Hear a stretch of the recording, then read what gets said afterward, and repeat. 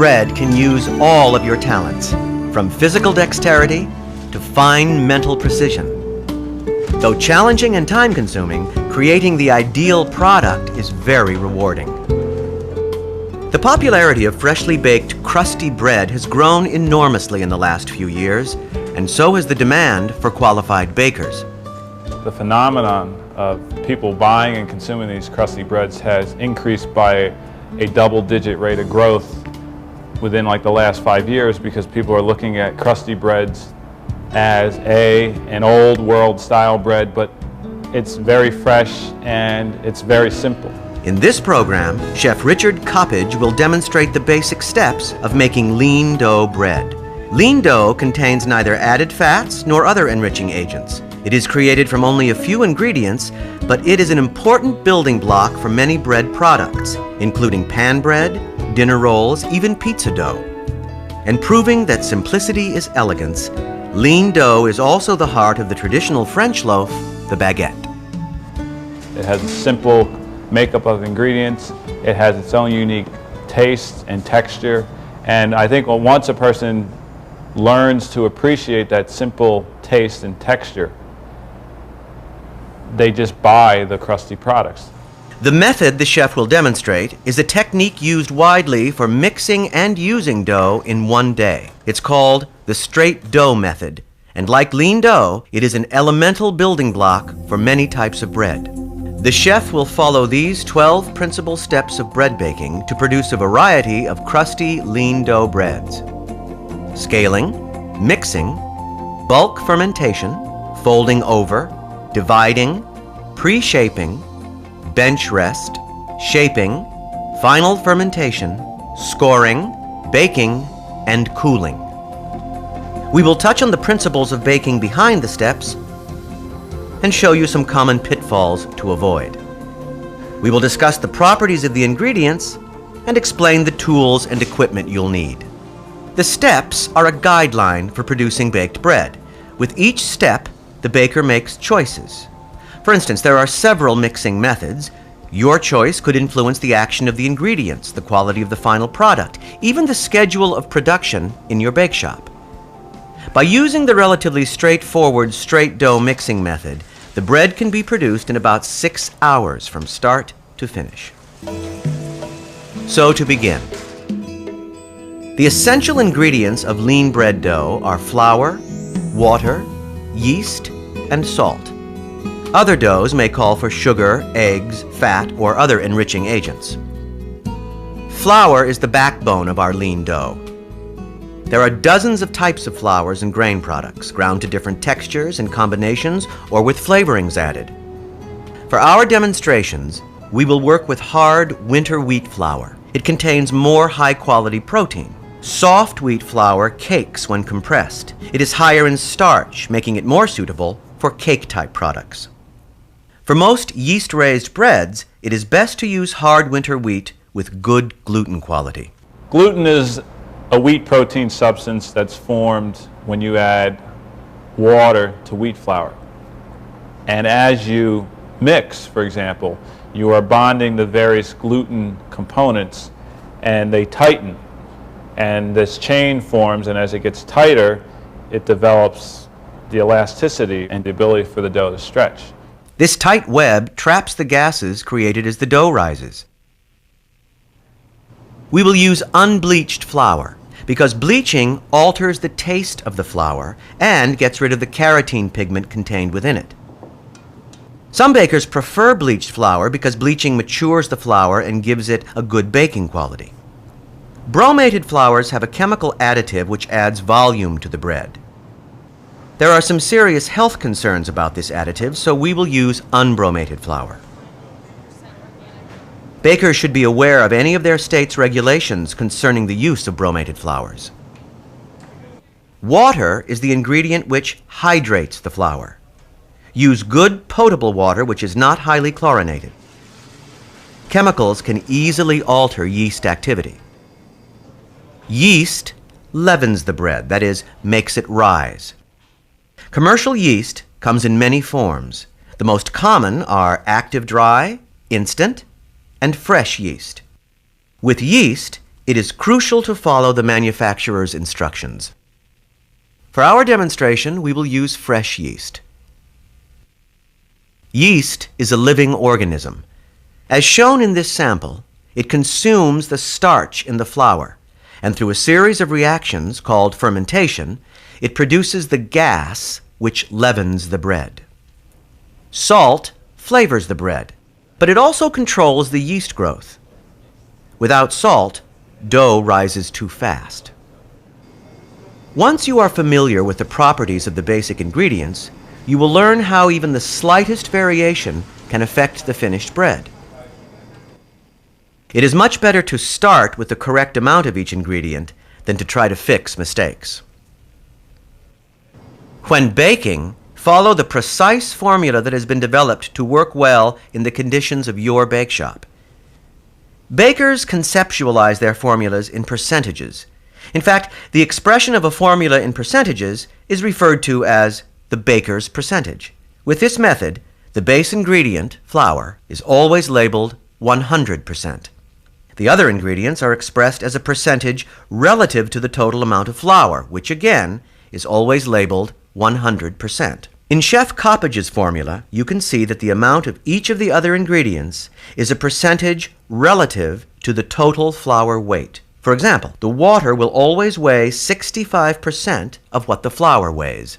When all the ingredients are mixed together, they'll weigh 168.5% of the original flour weight. Bakers use the percentage formula to calculate the correct amount of each ingredient as they increase or decrease the dough yield. If they want a greater yield, they'll first increase the amount of flour, then they'll mathematically apply the percentages indicated in the formula, and the amounts of the other ingredients will increase proportionally. The weight of each ingredient may change, but the percentage in relation to the total flour weight remains the same. We'll show this lean dough formula again at the end of the program and review how to increase or decrease the yield. So, let's make loaves. The first of the 12 steps is to weigh the ingredients on a scale to the specifications of your bread formula. There are various types of scales. This is a common balance beam scale. A counterweight is used to offset the weight of the container. Additional weights reflect the weight of the ingredient. This is a spring scale. You must zero out the scale, or subtract the weight of the container to get an accurate reading of the weight of your ingredient. Chef Coppage uses a digital scale for our demonstration. He immediately cancels out the weight of the container by putting the dial at 0. First, the water. In general, when baking, it is easier and more accurate to measure by weight instead of by volume.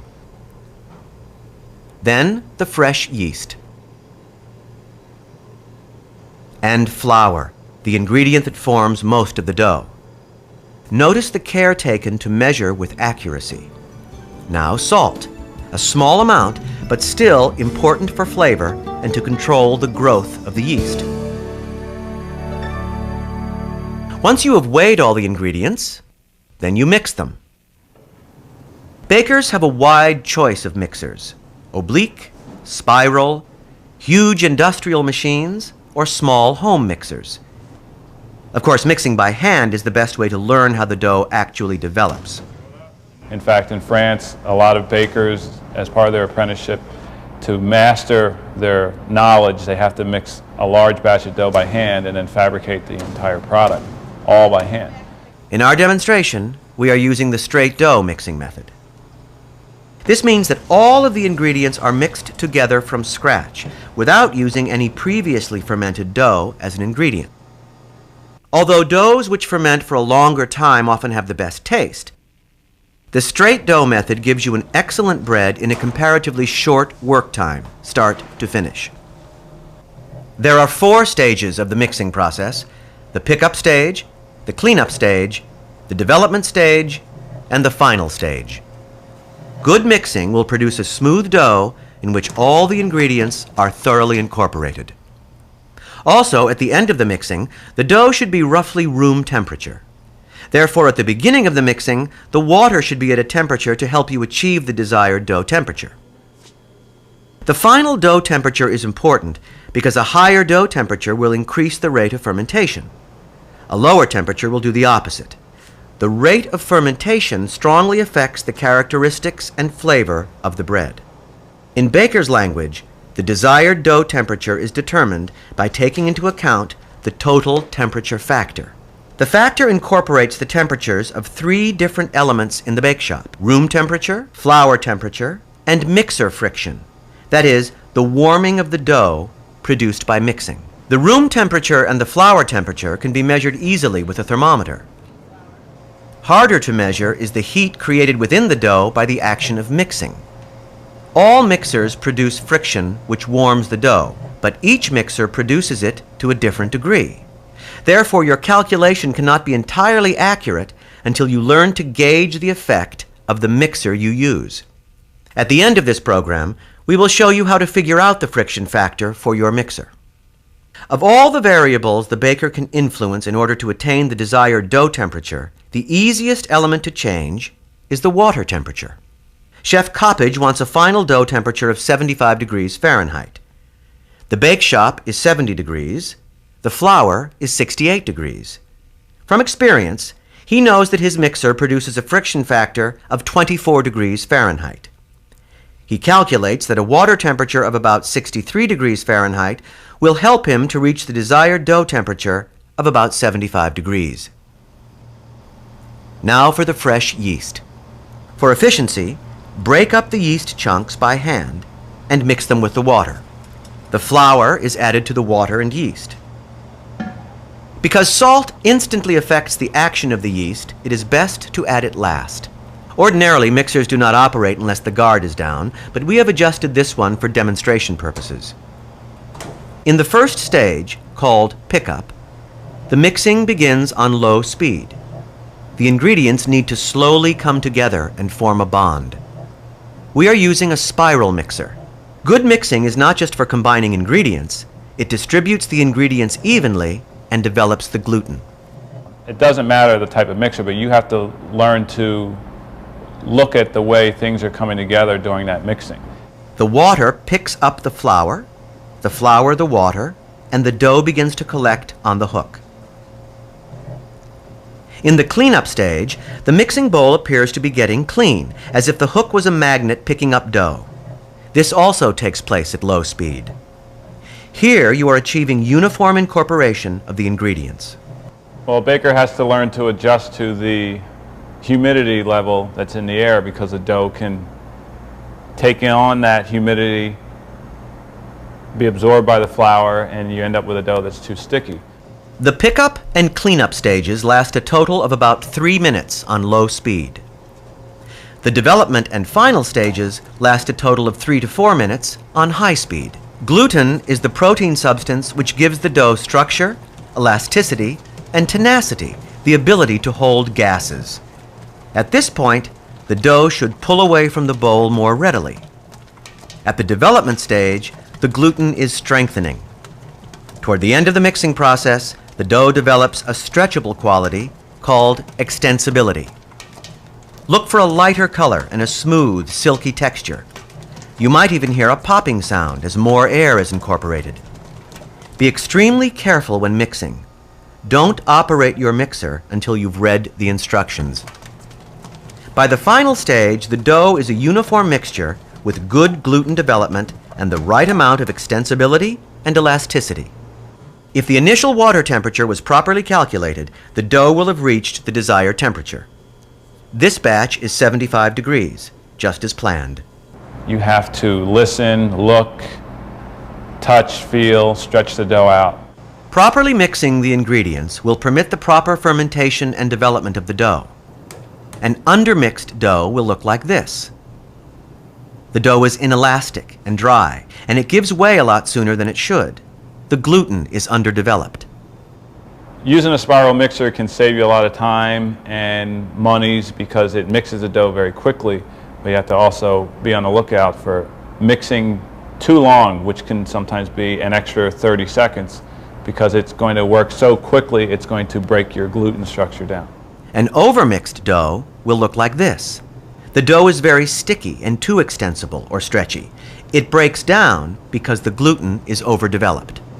Overmixing causes the dough to lose flavor because of excessive oxidation. This adverse chemical reaction takes place when too much air is incorporated into the dough during mixing. This dough sample is mixed correctly.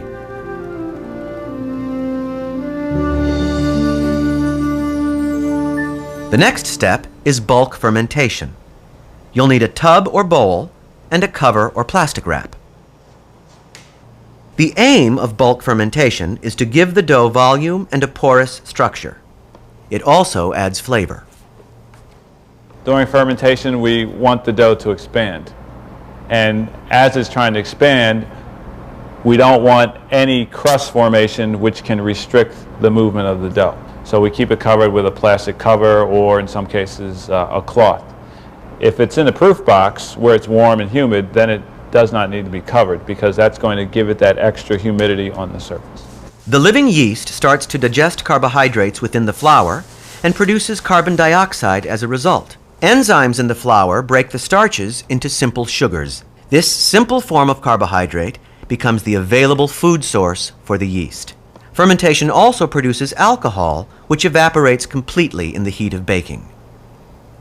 But basically with the yeast, when it's finished, what you get in the end are these waste products, which make the dough rise, which makes the dough have the porous structure. It makes it more tender. It makes it more flavorful. It makes it easier to handle. The gluten is strengthened during bulk fermentation, gaining more of the elastic and silky qualities that started to form during the mixing. In a way, gluten is the counterpart of yeast. It creates a resistant web which contains the gases produced by the yeast.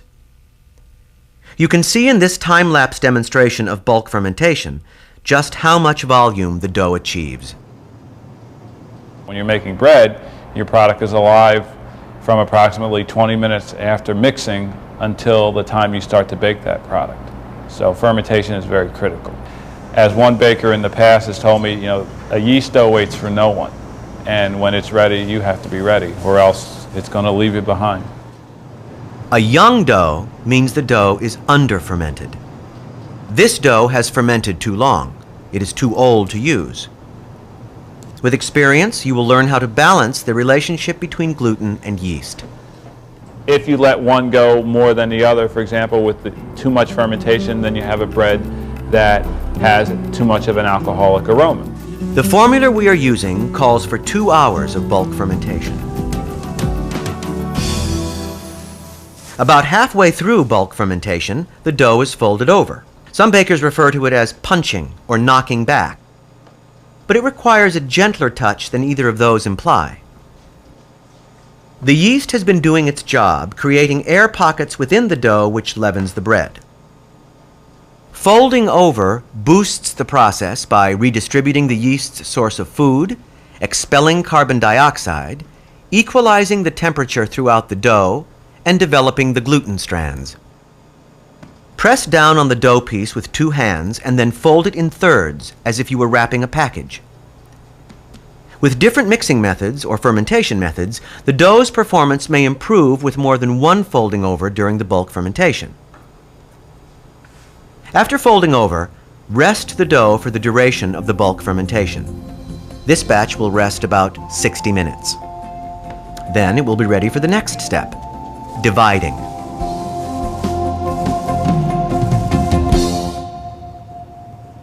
Now you have a good workable dough to divide into the pieces which will eventually become baked goods. Dividing the dough requires a scale because weighing with precision is all important with this step. Here we'll use the balance beam scale to measure out the pieces of dough to their pre-bake weight. These 12-ounce dough pieces will be used for baguettes. About 10% of the weight will be lost through evaporation during the baking process. These round loaves are divided into 1-pound pieces. Fermentation is going on even as you divide the dough. Each time you cut, gas is released. So working quickly, efficiently, and in order is essential. This is an efficient way of scaling the dough for 36 dinner rolls, for example. First, cut one piece weighing about 5 pounds. Using a plate designed for this purpose, place the dough piece into the mechanical dividing machine. Each dough piece weighs 2 1/4 ounces. Division accomplished. Pre-shaping is for loosely molding the dough into a form that roughly resembles the final shape. Round for the round loaves, oblong for the baguettes, and so on. Rest them on the bench in an orderly fashion. You are getting the pieces ready for the next phase of fermentation, called bench rest. Bulk fermentation and pre-shaping stretched and aligned the gluten. The strands of protein now literally have to relax again before the final shaping can take place. It takes about 15 minutes of bench rest for the dough to recover. The dough is covered with cloth or plastic to protect the surface from drying out. You don't want your dough to form an elephant skin, because if the dough forms a skin that looks kind of like an elephant skin where it's very dry and cracked, you can't tell what's happening underneath that skin. When the dough feels softer, it is ready for shaping. Molding a piece of dough by hand is where the skills of the baker really come to the fore. This is where you can conform to the traditional shapes or experiment. The traditional round loaves should be smooth and spherical with tight seams. They are placed in baskets which preserve their shapes during the next phase of fermentation. To shape a baguette, flatten the dough to degas it a bit, but don't handle it so hard that you damage the airy quality of the dough. Take the bottom edge and tuck it in about 2/3 of the way up. Be careful not to flatten the interior. Fold over the top edge and press it down to create a seam. Using the thumb and heel of your hand, seal the dough the length of the piece. Again, be gentle with the interior. Start rolling with one hand in the center and work your way outward with both hands. Create a cylinder-like shape with tapered ends. The seam is like the final weld. It will be on the bottom during baking. In order to preserve the shape of the baguettes, Chef Coppage places them in narrow channels formed in pieces of canvas cloth. Carelessness in the shaping will definitely show in the finished product. The chef demonstrates the shaping of a baguette dough piece that has a crooked seam and an uneven diameter. It's the top piece in this cast of poorly made baguettes. The dough for the pan bread is treated in a slightly different manner. Because the end product is meant to have an even, fine crumb structure, the dough itself is degassed aggressively and tightly shaped. Then the dough rests in metal loaf pans. The divided rolls can be formed by hand into round or oblong shapes. Handle them in an orderly fashion as you prepare them for the next phase. Place them on a clean surface with their seams on the bottom. Don't crowd them. Through practice and experience, you will learn to gently mold the various shapes so as not to damage the dough. Modern bakers have the advantages of mechanization if they need to save time. For instance, if they have to produce a lot of dinner rolls quickly. If you choose, the steps from dividing to shaping can be done in pretty short order by using machines. They divide the dough into exact pieces ready for bench rest. Many bakers use a molding machine to shape their baguettes. Remember that machines are certainly helpful for efficiency, but experienced bakers' hands are ingredients that can't be mechanized. For the final fermentation, the dough pieces are placed in a temperature and humidity controlled cabinet called a proof box. In this context, the word proof means fermentation. During bulk fermentation, the dough gained its basic flavor and the leavening gases were generated. During bench rest, the dough relaxed prior to shaping. Now, the aim of the final fermentation is to give the dough added volume before it is baked. It needs the right environment to ferment and grow. Typically, The dough will almost double its volume in about an hour and a half at 75 degrees Fahrenheit and a humidity of 75%. The dough will still ferment in a bake shop with similar conditions of temperature and humidity. Let it rest from 1.5 to 2 hours. Assess when it is ready for baking by looking and feeling. Well, learning to feel for when a product is properly proofed it's like scoring, it's like shaping. It's all through experience, time, repeating it. You know, when it's hot and humid, your dough is going to run a lot faster. When it's cold and dry, you're going to have to give your dough more time. The proof of the proof is in the bread. This dough has been adequately proofed. It has almost doubled its volume. The finished bread has a porous-looking interior and an off-white color. An underproofed or young dough will produce bread with a dense white interior. It may look almost soggy. The crust will be too thick. An overproofed or old dough will collapse from weakness. Almost ready for baking. First, the proofed pieces are placed onto the loading belt for scoring. Although they do help to create a pleasing appearance, the cuts on a dough piece just before baking are also functional. Scoring provides a weak spot on the dough surface for the bread to expand to its maximum potential and to retain proper shape and rigidity during the bake. Without scoring, the bread will expand unevenly. With some of the dough shapes, a loosely rendered scoring is acceptable. However, with certain shapes, like baguettes for example, the scoring is crucial for achieving the exact properties which define baguette. So you have to go at it in the right manner with the right angle, but a sharp tool, a light handling of that tool, because you're dealing with a piece of dough that's very fragile. Use a sharp tool like a serrated paring knife or a lame, which is specifically designed for the purpose of scoring. Handle it carefully. Scoring releases additional expansion during the bake, producing a more open crumb structure. Good scoring provides lightness and volume while improving structure and rigidity. Scoring is a precise art. With baguettes, make the cuts about the same length, roughly 1/4 inch deep, angled slightly. Score the length of the baguette, overlapping the lines of the cuts a bit. This cutaway section shows how proper scoring creates the pleasing ear shape on the baguette.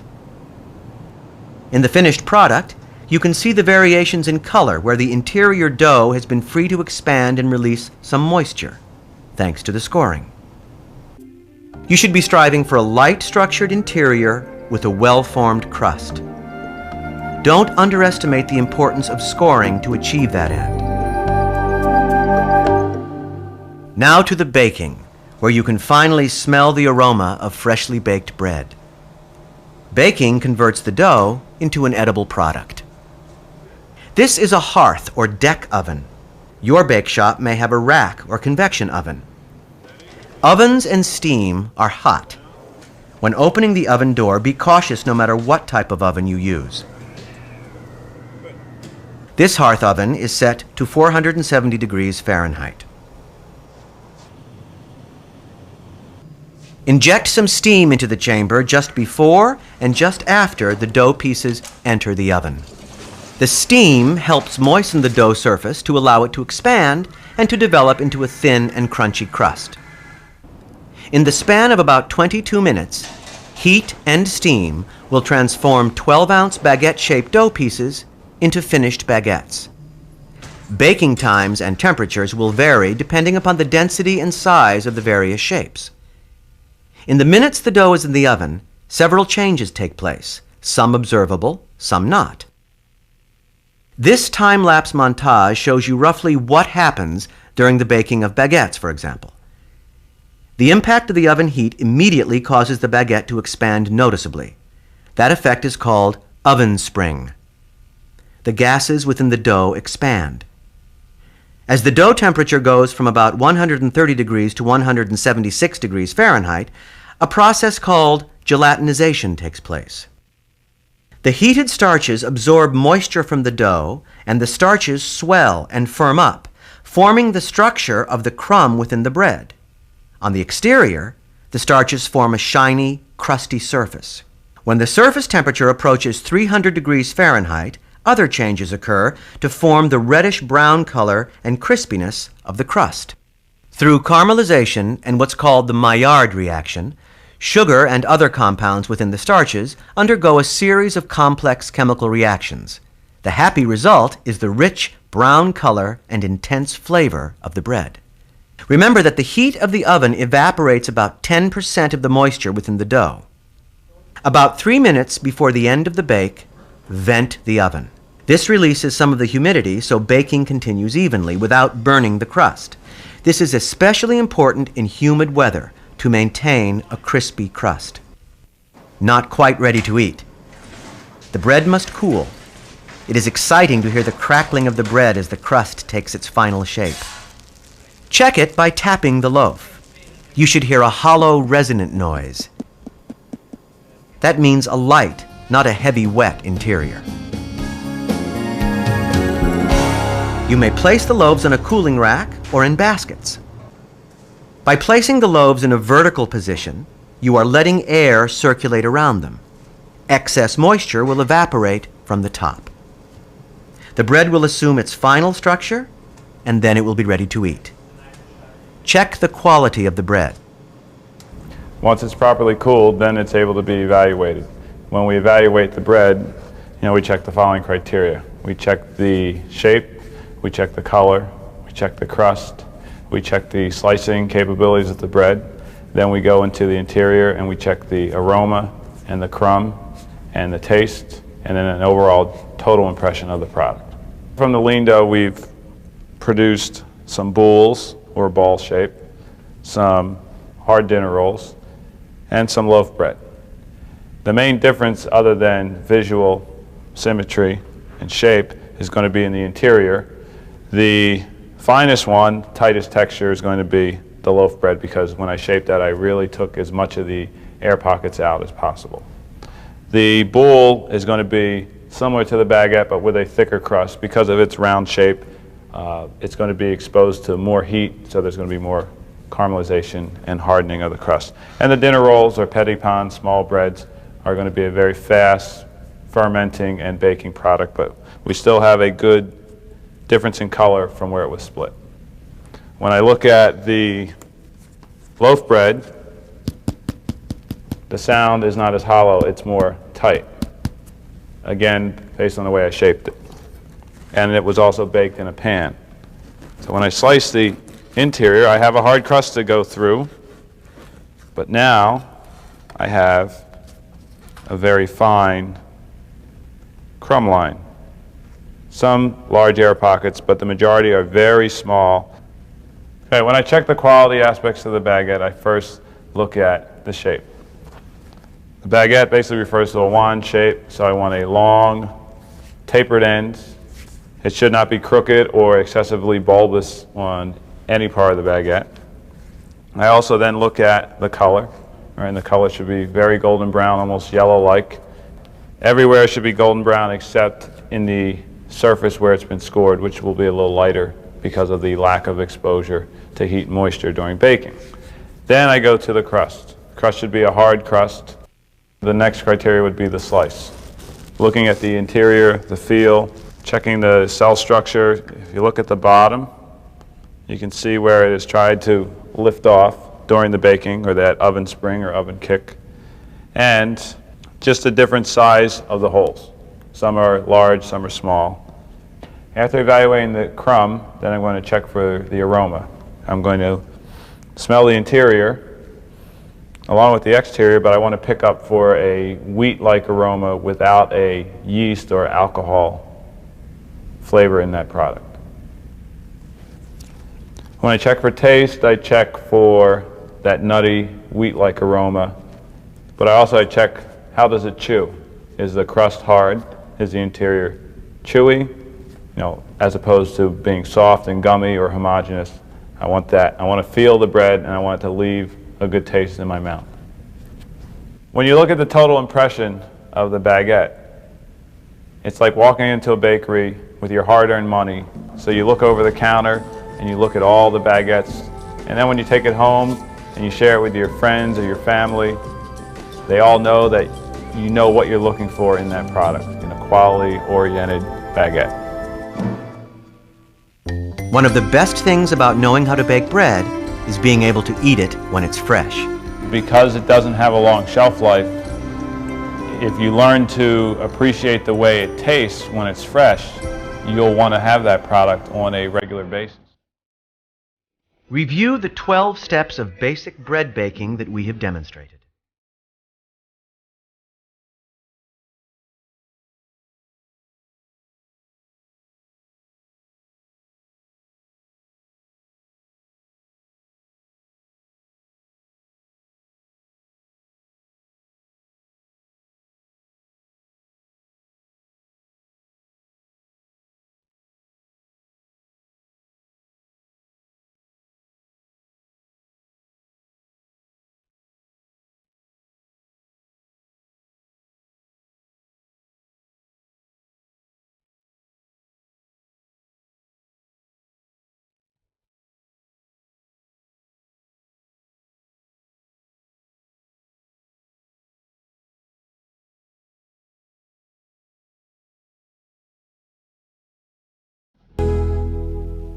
To show you how to increase or decrease the dough yield, let's look at the formula we showed you earlier. First, simplify the math and convert all of the weights into ounces, the lowest common denominator. This example is easy because the flour weight becomes 100 ounces. You see the other ingredients follow relative to the formula's percentages.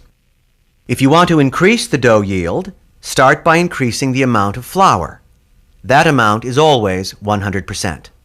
With 10 pounds of flour, for example, convert it to 160 ounces. Then apply the percentages to the other ingredients. Start with the water. Convert 65% to its decimal form, 0.65, and multiply that by 160 ounces to get 104 ounces. Use the same principle for the salt and the yeast. With the yeast, for example, multiply 160 ounces by 0.015, the decimal form of 1.5%, to get 2.4 ounces of yeast. In a bake shop, the amount of dough that will be produced is the starting point for the calculations. From there, the baker applies the baker's percentage to determine first the amount of flour and then the amounts of all the other ingredients. Earlier, we showed you how to calculate the water temperature to achieve the desired dough temperature. You need to figure out the friction factor for your mixer by performing a series of tests.